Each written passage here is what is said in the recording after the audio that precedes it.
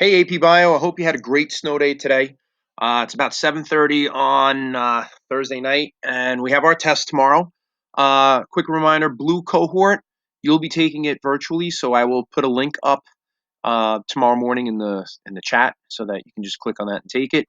Um, Easy day tomorrow, guys. We're gonna take the test, and that's it, and then wrap things up and have a nice 2 weeks off that we all more than deserve, without a doubt. But I wanted to go over some of the homework questions because I think these will help you guys with the tests questions tomorrow. So this first one, they gave you this scenario where you have these two graphs with different wavelengths of light, and the relative absorbance is shown by the graphs. And to help you out, they gave you the actual color that's associated with each wavelength range. So we can see that the violets are down here between 380 and 450. Um, and then 450 to 475 is your blues, and then cyan, green, yellow, orange, red, etc. Okay. And so they gave you these spectrums, and they wanted you to identify the pigment, chlorophyll A or bacteriorhodopsin, that's used to generate the spectrum in each of the graphs above. So graph 1, you can see where it absorbs the most light energy is somewhere between 540, 550, and 600. And if you look at the graph, you'll see that that range is in the orange and red range, and we also see a little bit of yellow in there too. And where it's not reflecting is beyond 650, which is going to be that red range, and it also doesn't reflect between 380 and 500, which, if you look, tends to be your bluish violet range. And bacteriorhodopsin, they tell you, is a purple color. So from that, we can figure out that graph 1 is bacteriorhodopsin because it absorbs light in that mid-range, green, yellow, orange, and it's reflecting blue and red and the purple. Graph 2 is chlorophyll because chlorophyll, we know, absorbs in the blue and red range, and it's reflecting right here in the middle, which is your green range, 495 to 570. Okay. Um, Second part of the question asked, you took this particular pigment from graph 2, which is the green one, and you put them in three groups at 650 nanometers, 550, and 430, and they want you to predict the rate of photosynthesis of each of the three groups and justify it. So at 650, um, it's going to be doing okay, not great, right? 650 is right here at this point. So we can say that it has a moderate rate of photosynthesis due to less absorbance. 550, right smack here, it's almost nothing. So that has the lowest rate of photosynthesis because it has the lowest absorbance of light. And if we look at 430 over here, right, 430 is right around here, and boom, it's pretty much right at this peak. And that's where we have the highest rate of photosynthesis because it has the highest absorbance. Okay. So you needed to use the graphs for that, and then to explain the fact that, the reason for that is this is where you're absorbing. The lowest rate is here because that's where you're reflecting, and this has got some reflection, but not too much, and it also doesn't have a significant amount of absorbance compared to over here. Okay. All right. So let's move on to number 2. Number 2, explain the role of water photosynthesis. It should be the role of water in photosynthesis. Sorry about that typo. And include what it provides that permits photosynthesis to occur. So water supplies electrons and protons for the light-dependent reaction. That's the source of electrons and protons, right? The source of hydrogen. The electrons and protons are going to be used specifically to drive the electron transport chain. That's what the electrons do. And the protons are used to generate the proton gradient so that we can produce ATP by chemiosmosis. So you really need water in order to run chemiosmosis. Okay. And the next question, question 3, is very similar. It asks for the role of chemiosmosis in the light-dependent reaction. Chemiosmosis is going to produce ATP.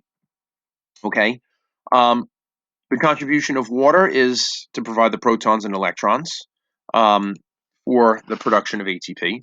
And NADP plus is the final electron acceptor. That's going to pull the electrons out of the electron transport chain, and it's also going to carry hydrogen to the Calvin cycle.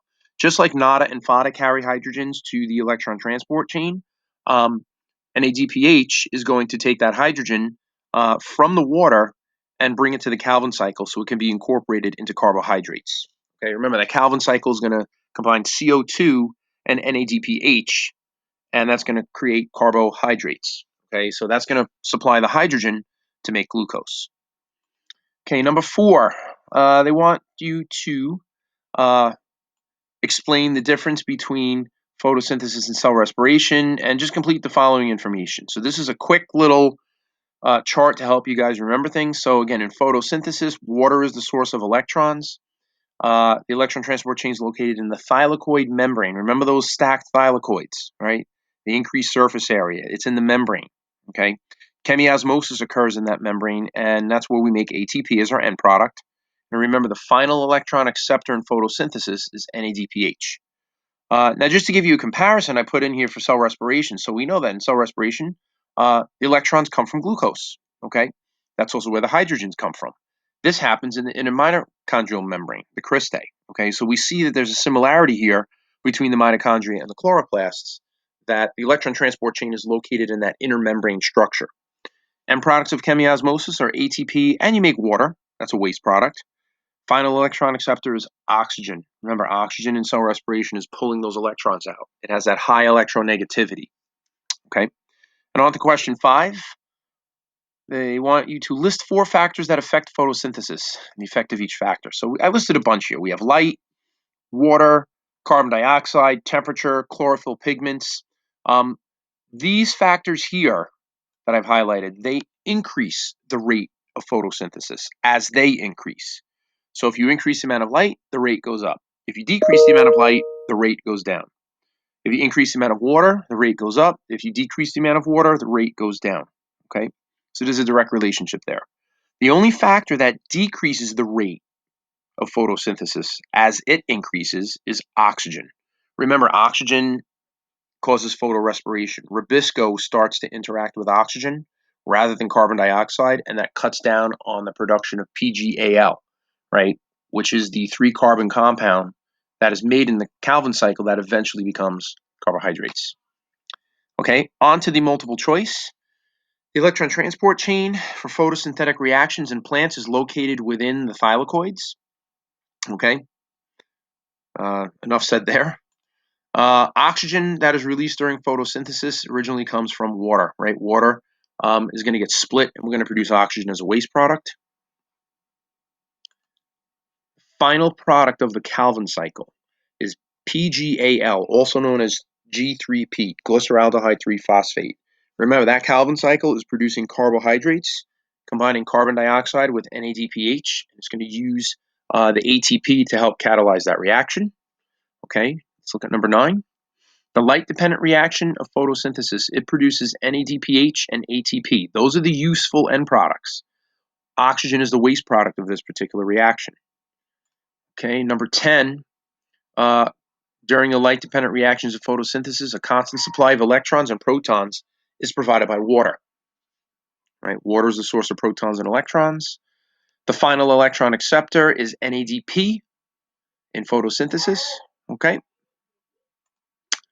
Number 12, the difference between light-dependent and light-independent reactions in photosynthesis. Light-dependent reactions produce ATP and NADPH, and the light-independent reactions utilize that to produce carbohydrates and carbon fixation. Let's see, number 13, here we go. Here's our electron transport chain. Okay, this is non-cyclic electron transport because the electrons are moving in a linear chain, a linear line. The source of the electrons and protons is represented by 1. This happens to be water, which is going to then be split and produce oxygen as the waste. Next one asks us what the letter X represents here. So we see our electrons are moving along this line here. When they get to the end, those electrons are passed off to number 2, which then picks up a hydrogen and becomes structure X. So 2 is NADP plus, this would be NADPH. I believe this was incorrectly keyed as oxygen. Oxygen is a final electron acceptor, but not for this reaction. Right? It's NADPH is what you wind up producing at the end. And number 15, the photosystems, they're represented by A and B.